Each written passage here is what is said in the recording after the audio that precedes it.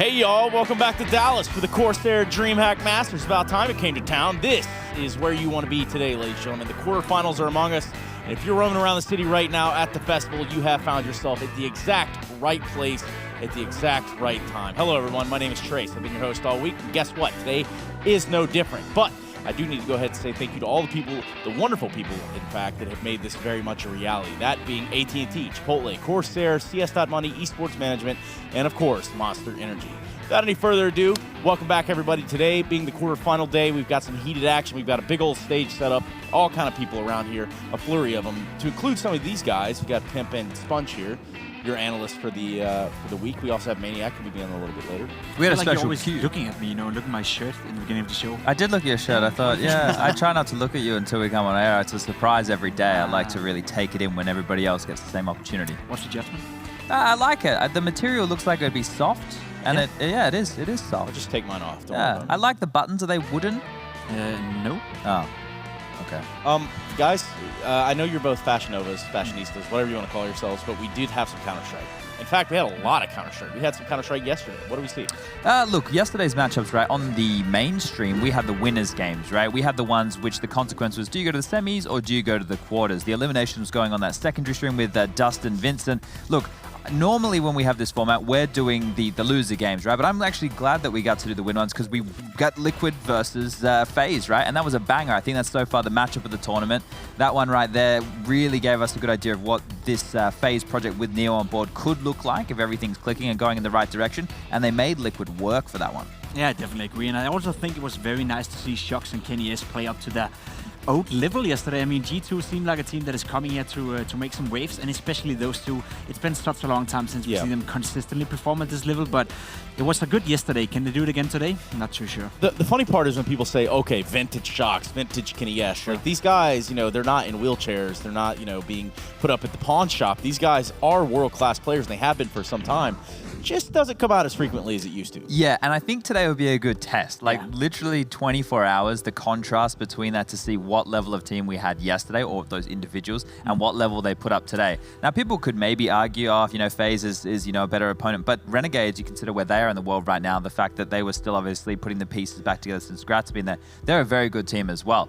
So I think the caliber of opponents for them from both days is comparable, and it will be a nice little test to show how important those two players are if they don't get the victory. Yeah, I mean, just the building blocks, right? I mean, both of those teams are trying to find their footing, and so is the entire French team. But don't let that stop you where you are in your tracks. We have an entire playoff bracket to be played, and that's what we're going to take a look at right now. Guys, this has all kind of come together in a way that maybe wasn't as expected. Furia in the playoffs? Nah, I mean, I'm not sure if it wasn't expected. I had a feeling that they could do well in this tournament, and obviously that group was, I wouldn't say weak, but stuff happened to that group, so it made it a little bit easier for them to go there. But they deserved it, and they have played some solid Counter-Strike. You know, they did lose to ENCE, but again, they took a map off ENCE, and they also played a good game of Counter-Strike. So I think it's fair to say that the 6 teams you see on the screen right now are the 6 best playing teams we've had in the tournament. Nobody's done unfair. I think there's been more upsets within Group B, like that side of the bracket, as opposed to the A side of the bracket, right? Obviously, with G2 coming through as well, that's another one where you kind of sit there and you scratch your head because of how up and down they are.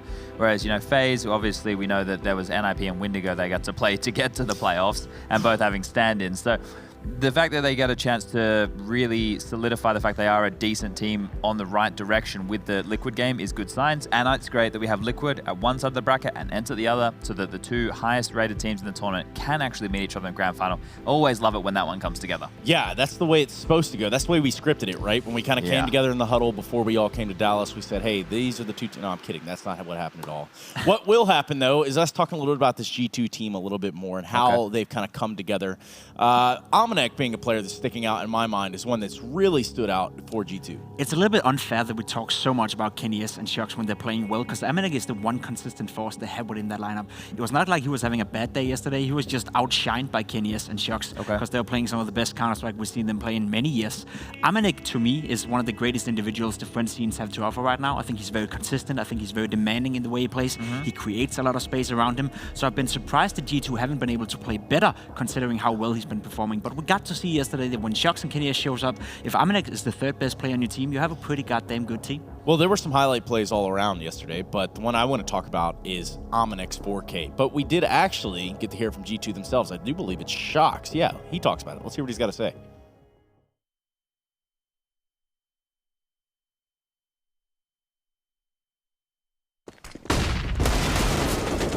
Amanek went into the coffin on B side.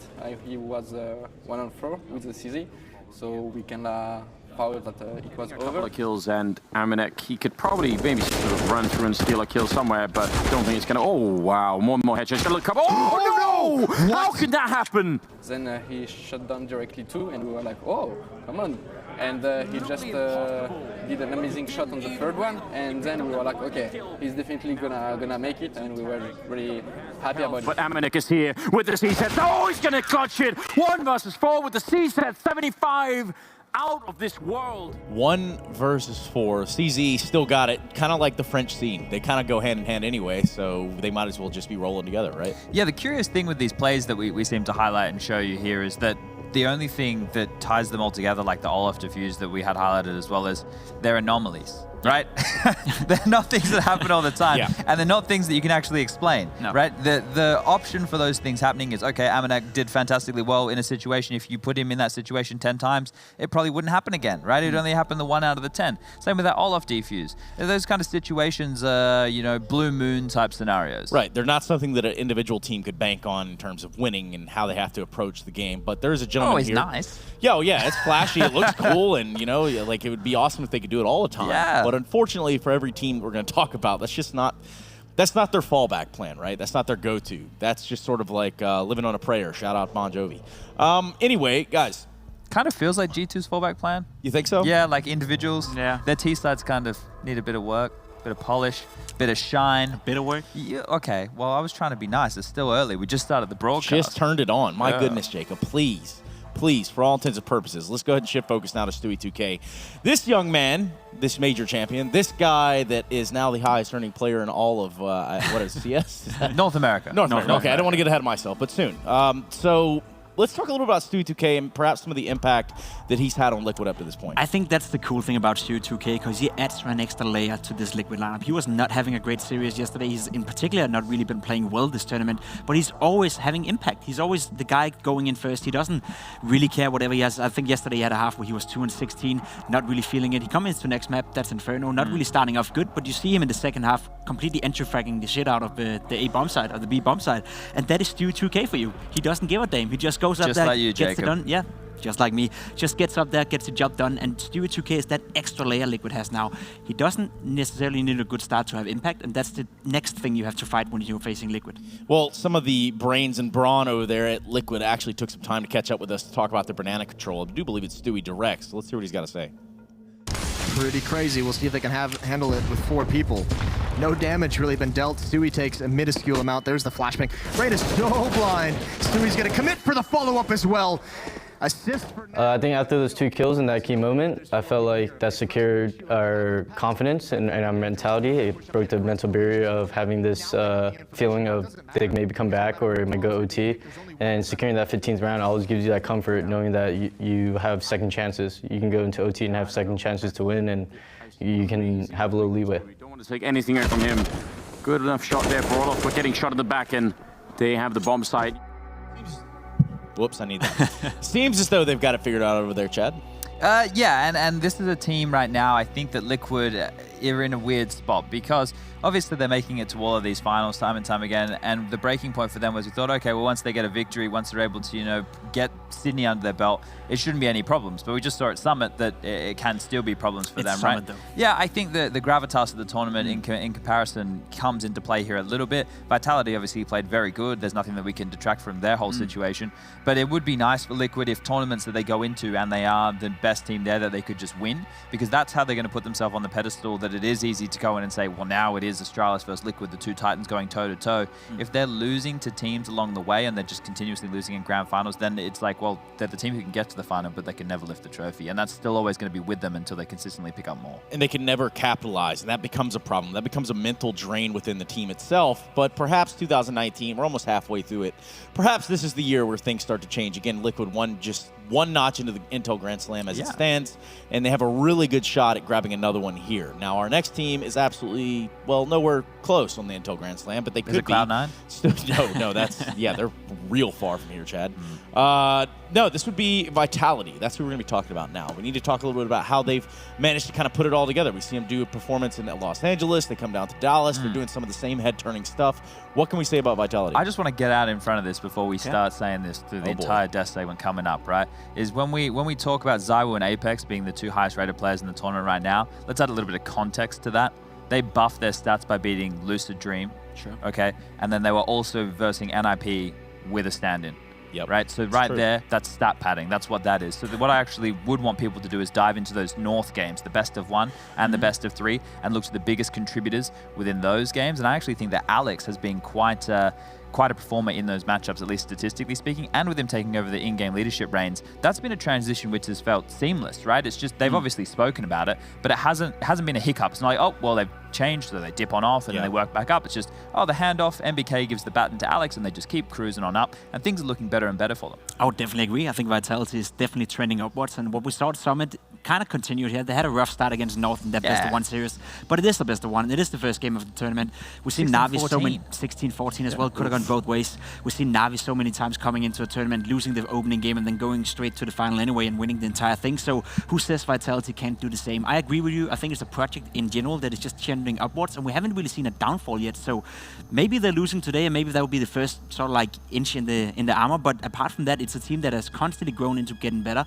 And I think, you know, as you said, ZywOo, Apex, obviously the star players, but Alex is the key factor for them. When he's playing well together with those guys, you have a complete different beast to handle. Well, I mean, the one straight up matchup we did, Chad, you kind of gave us some caveats in terms of, yes, they did play some stand-ins, they played some weaker opponents, but North, that was a pretty hand-to-hand, stand-up kind of match. Yeah, and I think it's because North, you know, now that they've got Volda in-game lead and they've added Yugi in there, they've started to find their feet as well, and there's confidence honeymoon period. All those terms get thrown around, but there were games that Vitality actually had to work for. And, you know, ZywOo, he's the consistent factor. Apex has been having good performances. I think, you know, like I mentioned, Alex has been the one in that series who had a really big contribution in terms of stats. I'm going to stop you right at Apex, and we're actually going to talk to Apex almost directly. We kind of have something where we caught up with him about the entire situation of Vitality. Let's hear what he's got to say. It does seem that mid-control is going to be of the essence, as is so often the case with Mirage. Obviously, it does. We quite knew that they were short because I had the info for that run, and they smoked top connector to go through the short thing, but I mollied, so they couldn't run instantly. So ZywOo had the time to just pick up after the smoke and kill all of them. Almost. 3 kills is almost all of them. So that was a really important run for us. That made us like going into the game even better and just winning by a big margin. Peeking out in the open, you've got to assume that ZywOo's going to re-peak that surely. And just have the economy, everything. That one was really important for us. AK in hand. That's why try and thwart them off, but MBK not. And ZywOo, pardon me, not RPK. Well, ZywOo and company finding that rhythm, and again, you're right, it's not always on ZywOo. This team has shown a little bit of form across the board. You guys, we were basically talking about old French players, and we've actually seen that from players like RPK, which is kind of cool. It is kind of cool, and it is kind of cool to see the French CS scene once again deliver, because they used to be the best scene in the world, I would argue, even better than Denmark for some time, but as of recently, it's just been a downward spiral where nobody really has been playing well. G2 has been not too well performing. The same goes for Vitality. They had to make this new roster in order to finally find some footing, so good to see that we have 2 French teams in the quarterfinal, and I would say that both teams so far can be proud of how they approach themselves for the tournament. And the best part is, one is going to force the other one to do better, right? So it's going to be sort of an arms race all the way to the end of the line until one of them eventually topples it all. But speaking of topping, we do have the Intel Grand Slam as one of the sweet prizes at the end of the road. Not just the ring, we're talking the Intel Grand Slam. This is what it's all about. Perhaps we give you a brief rundown into how it all works. 4 victories need to be won within 10 eligible events. If a team lifts a trophy on one of those, they have 9 events to collect 3 more in order to get the Intel Grand Slam. Victories that happened 10 events ago expire and no longer count. Every team's timeline starts with a tournament victory. That means every contender has their own timeline. The Intel Grand Slam is about marking a team's dominant era, and each group of players writes its own legacy. Once a team is just one victory away from completing the Intel Grand Slam, their opponents have an additional incentive to make it even harder. Any team that denies the competition of the Intel Grand Slam in a tournament final gets an additional $100,000 killer bonus added to their prize. But if a team is dominant enough to win 4 trophies in the past 10 events, they win the Intel Grand Slam, take home $1 million, and mark their era of CSGO. But it doesn't end there. After the Intel Grand Slam is achieved, the race resets for everybody. From the next tournament, all teams start fresh and the chase for 4 trophies starts anew.